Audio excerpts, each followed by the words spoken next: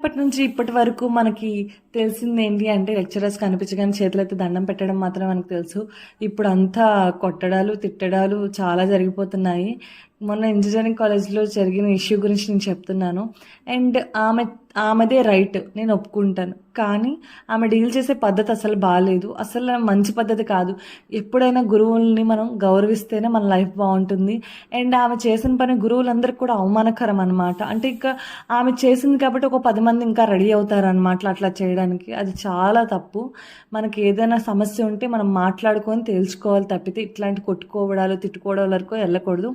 And ఇక్కడైతే నేను stands మొక్కలు ఆర్డర్ చేశాను. మొక్క వచ్చేసి నాకు 240 రూపీస్ పడింది. డీమార్ట్లో అయితే 400 ఉందన్నమాట.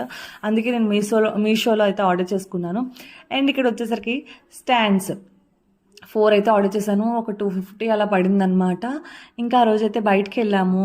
ఇంకా మష్రూమ్ కర్రీ ఇంకా నాన్ అయితే ఆర్డర్ చేసుకున్నాము. టేస్ట్ వేరే లెవెల్ ఉంది, చాలా చాలా బాగుందన్నమాట. ఇంకా మంచూరియా ఫ్రైడ్ రైస్ కూడా ఆర్డర్ చేసుకున్నాము. చాలా బాగున్నాయి రెండు కూడా. ఇది ఎక్కడో కాదు, మురళీనగర్లో మసీద్ ఉంది కదా, పక్కనే ఉన్న మహారాజాస్కి వెళ్ళామన్నమాట. చాలా బాగుంది. అండ్ వీటిని